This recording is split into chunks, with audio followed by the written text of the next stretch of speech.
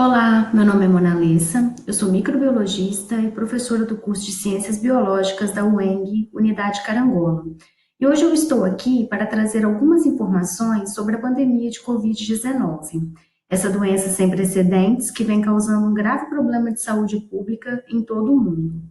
Vamos começar definindo algumas siglas que são comumente utilizadas quando o assunto é a pandemia. O que é Covid-19?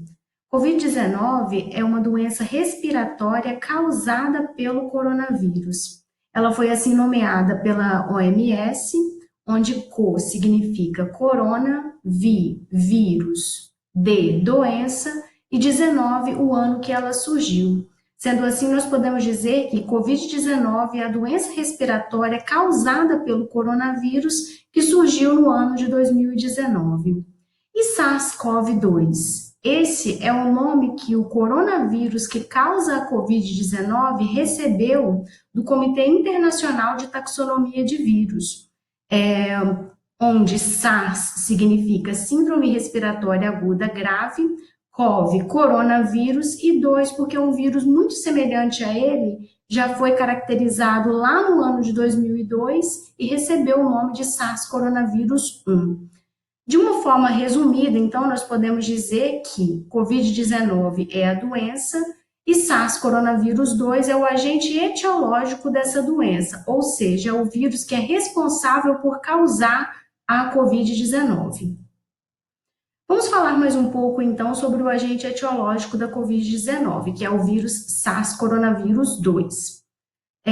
Assim como outros vírus, eles não possuem uma estrutura celular. Essa é uma característica geral dos vírus que os difere de todos os outros organismos vivos. E por não ter uma estrutura celular, os vírus não têm a capacidade de produzir moléculas que são necessárias para a sua própria manutenção e também para a sua multiplicação. Sendo assim, para eles se multiplicarem, eles necessitam parasitar uma célula. Sendo assim, nós podemos dizer que os vírus são parasitas intracelulares obrigatórios. Quando o vírus está dentro da sua célula hospedeira, como por exemplo o coronavírus dentro da célula humana, ele vai manipular toda a maquinaria metabólica dessa célula para produzir as suas moléculas de interesse. E produzindo essas moléculas de interesse, novas partículas virais serão formadas. Essas partículas virais infectarão outras células e darão continuidade à doença. Vamos falar um pouco então sobre a partícula viral. A partícula viral, ela tem uma estrutura relativamente simples. Ela é composta de um ácido nucleico, que no caso do coronavírus é um RNA de fita simples. Esse ácido nucleico, ele é envolto por uma estrutura proteica denominada de capsídeo. O conjunto do ácido nucleico mais o capsídeo é denominado nucleocapsídeo. O coronavírus, ele é um vírus envelopado, ou seja, como vocês podem observar aí na figura, ele tem essa estrutura em azul, ele possui uma membrana envolvendo o nucleocapsídeo.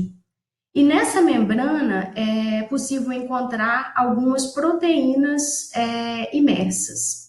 Aqui eu chamo a atenção de vocês para essas estruturas em amarelo. Elas são espículas glicoproteicas em forma de clava, que são dispostas aí ao redor da membrana do coronavírus, e a disposição dessas espículas em forma de clava, elas dão esse aspecto de coroa à partícula viral do coronavírus. Coroa, em latim, corona, o que acabou gerando o nome dessa família de vírus, né? Coronaviridae.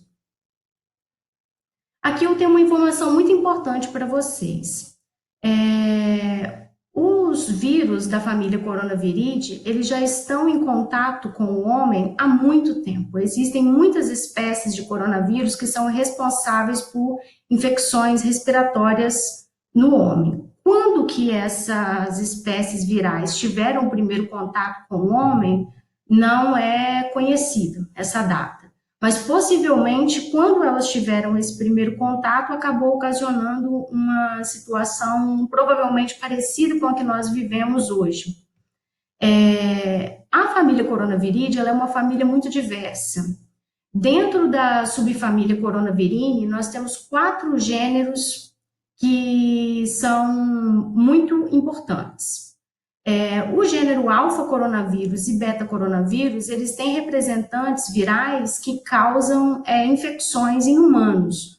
Como eu disse para vocês anteriormente, essas infecções são principalmente infecções respiratórias sazonais, que vão acometer principalmente crianças e pessoas imunocomprometidas.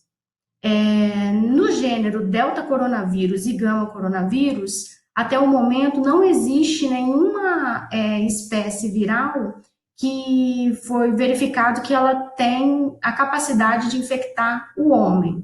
Mas essas espécies elas são comumente encontradas em répteis, aves e alguns mamíferos como o morcego. Aqui eu chamo a atenção de vocês para o gênero beta-coronavírus.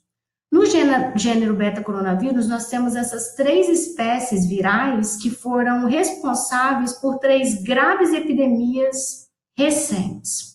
O SARS-coronavírus 1, ele foi responsável pela síndrome respiratória aguda no sul da China, no ano de 2002.